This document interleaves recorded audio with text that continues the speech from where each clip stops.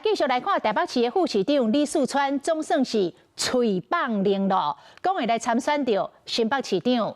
伊讲伊会先去登记初选比民调，若是显示新北市民希望伊承担，伊就会甲副市长辞掉投入选战。若民进党这边已经确定由立委苏卡辉出来选，伊今仔日甲总统做伙参加活动，是展现伊的政绩，讲伊真有执行力。讲不管对手是谁，伊的目标就是争取过半新北市民的认同。你要去新北买吗？有没有？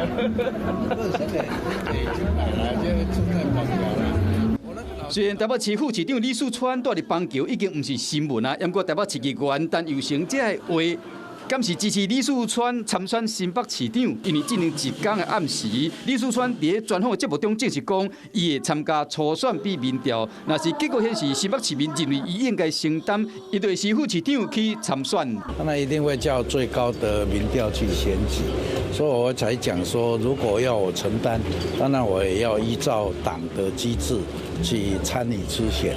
那如果要有蓝白合要初选，我也不排斥去参与。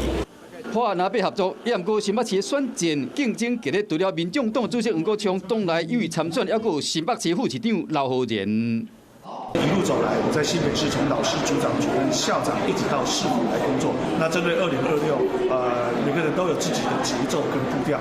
那我永远记得，我现在的角色就是新北市副市长，我会坚守我的岗位。另外，民进党嘛的进程已经确定由立委苏卡辉出战，最近伊嘛真接走地方行程。不管对手是谁，我的目标从来都是设定争取过半新北市民的认同。甲总统赖清德做伙出席医疗科技展，苏卡辉要拼路面的机会，那样各方的人马嘛点点啊伫运作，就等2026正面对决。Hello， 我是林仙怡，想要抢先掌握最及时的新闻资讯吗？赶快订阅、按赞、开启小铃铛，锁定华视新闻 YouTube 频道。